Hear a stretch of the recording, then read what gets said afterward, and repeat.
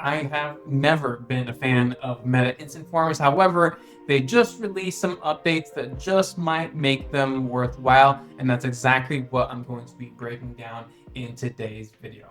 All right, so before we even dive into what the update is, let's make sure everyone is aware of what instant forms are. So instant forms have been around for a good while, honestly, probably 10 years, if not even longer. So they're just an alternative in terms of where to send your traffic. So the traditional method is you have a landing page that you drive people to, and they give their email and phone number, and then that puts them on your email list, and you can follow up that way, so on and so forth. However, there are some challenges that come with that. First and foremost, one, if you have a slow loading page, when people click on your ad, they're going to be potentially waiting, and then they're never going to actually make it to your page. So they're going to get impatient, just click back and leave, and never actually see what your offer is. And the other challenge is that even if they do make it to your page, that doesn't mean that page will convert, because you do have to test different page variations, different page copy to see what actually resonates with your target audience. So there's a lot involved with that traditional method in terms of where you're flowing your traffic to. So what Instant Forms did is that they simplified the process. When people click on the ad, as opposed to going to your website, it pops up a form right then and there, either on Facebook or Instagram.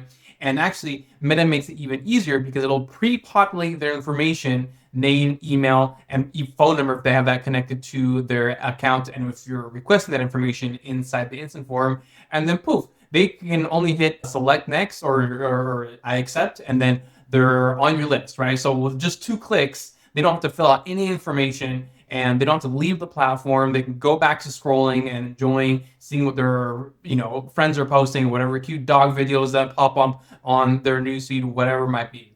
So all that sounds great, right? However, the challenge is that instant forms tend to bring in a lot of low quality leads. So while your cost per lead is going to drop substantially by using instant forms, honestly, if you are getting, let's just say, $5 or $6 leads by sending people to your website, you could honestly probably get $1 leads by using instant forms. However, the cheaper cost doesn't mean the same kind of quality. Historically, the cheaper cost has brought in lower quality, and there's a couple of different reasons for this. First and foremost, with the traditional example of sending people over to your website, that creates more friction. And while friction can be a bad thing, it can also be a good thing because it weeds out all of the unqualified traffic. So the more steps that people have to go through in order to get onto your email list, then the higher quality that caliber person is going to be. Now, obviously, you don't want them to fill out 20 pages of forms. Otherwise, probably no one's ever going to make it that far. But if someone does, they're going to be super, super high quality.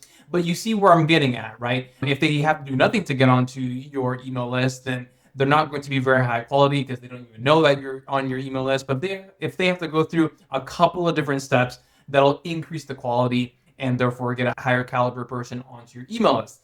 Whereas with the instant forms, because it's so frictionless, which again can be a good thing, less friction can be a good thing, but because it's so frictionless, not only do they never even leave the platform, but it pre-populates a lot of the information for them, name, email, phone number, if they have that available, then they don't even have to really think about what they're doing. They just see your ad, their information is pre-populated, and then they're like, okay, yeah, sure, whatever. And they don't even realize what they just did. They just go back to scrolling and go about their day, and they don't even remember 10 minutes later that they actually opted into your email list. So that's problem number 1. Problem number 2 is that, again, because Meta has pre-populated their email, especially for people who have been on Facebook for a long time, right? I've been on Facebook since 2006 or 2007, I should say. So it's been a very long time, right? So the initial email that I signed up with is not the email that I'm using right now. However, a lot of people who signed up 15, 20 years ago,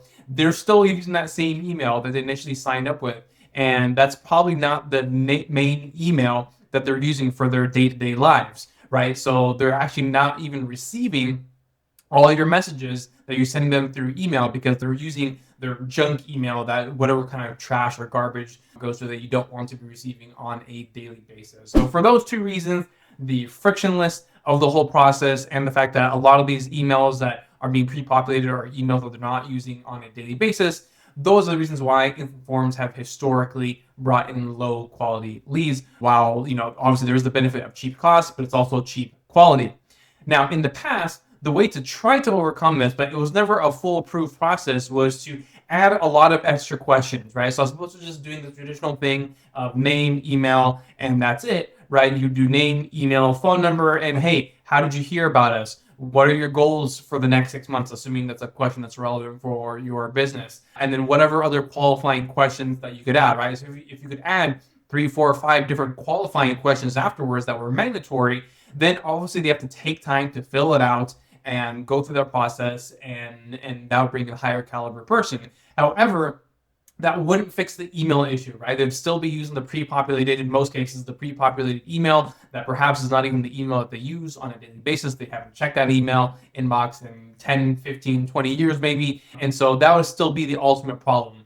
But there are 2 fixes now that Meta has introduced to try to resolve all this and bring in higher quality leads. So let's take a look at the first one. Okay, so here I am in the form building stage, right? You can put in your description, this, that, and the other, blah, blah, blah. But you can see right here that for the email and phone number fields, it auto defaults to autofill, which is what it has always done up to this point. However, now you can deselect this, right? So this is going to force them to manually input their email and phone number, just like they would have to do if they were to click over to your website. So now that they have to actually think about what information they're providing, it's highly probable that they're going to provide you with the email that they actually use on a day-to-day basis, as opposed to some junk email that they haven't checked in 15 years. All right, so when you implement this, if you do, and I actually do encourage you to do this because I'm just not a fan of the autofilling, just be aware that it will increase your cost per lead, right? So if you were getting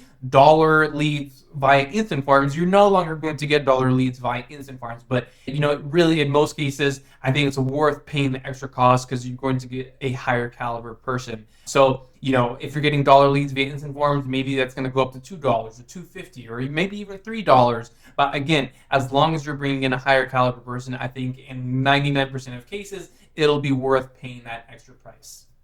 And before we get on to the second update that they made to instant forms to improve the quality of lead coming in, I did want to let you know that currently we are accepting new clients inside of my agency. So if you are looking for your account to be professionally managed by myself and my team, top tier professionals, then go ahead and click the link below. We have packages for all sorts of businesses, whether you're a brand new business just getting started or you're a seasoned business that's spending $50,000, $100,000 per month. We have a price range that fits your goals and where you are at right now. So like I said, go ahead and check that out in the description below.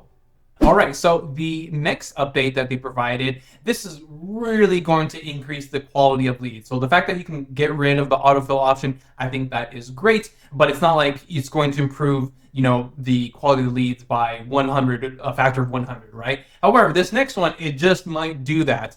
So let's go ahead and take a look at what this is. All right, so here we are back in the creation. And so for the form type, right, you've always been able to choose between more, well, I shouldn't say always, but for a very long time, you've been able to choose between more volume and higher intent. However, with the higher intent option, you can now require leads to verify their phone number with a one-time passcode. So again, they could just come in here and put in a bogus phone number and still get the information that you are providing and then just leave, not care about anything that you have to sell. However, with this process, they have to provide their phone number, and then once they submit the form, they get a code to that phone number. They have to input that code into the prompt, and then at that point, they have completed the process. You can almost think of this as two-factor authentication when you're trying to log into a website and they send a code to your email or your phone number. This is the same exact thing. They just want to verify that they are giving you a genuine phone number, something that they use, that they check, and that's the only way that they can get on your email list by completing the form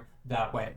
So I really love this change too. However, be aware that this one, if you implement this one, it's going to really increase your cost per lead. So again, I gave the previous example that once you get rid of the autofill, if you're used to getting dollar leads with instant forms, it might increase to $2, $2.50, something like that. Now, in the same scenario, if you're used to getting dollar leads and you implement the code verification, then it's probably going to increase it, I don't know, maybe to $5, $6, $7, maybe even up to $10. Like, this is a very, very big increase. So when you're going through this and deciding, okay, which one of these should I implement, or should I implement both? what I would start with is just first get rid of the autofill option and see what that does for the caliber of lead coming into your email list via an instant form. If you don't see the change that you were hoping for, then still have the autofill turned off, but then also enable this and then see how this. I find it hard to believe that once you do this, that the quality will not be very apparent.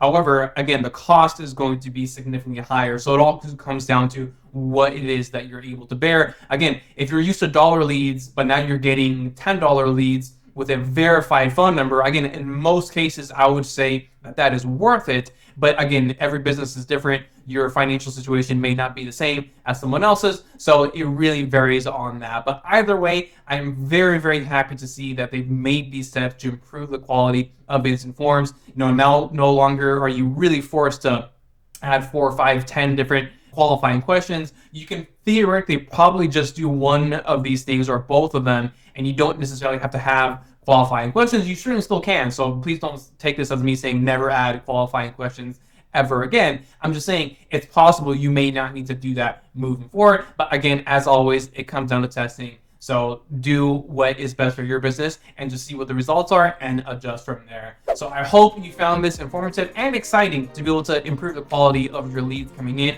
And as always, if you have any questions about this video or any other topic I discussed on my channel, just let me know in the comments below. Thank you so much for tuning in, and I will see you next time.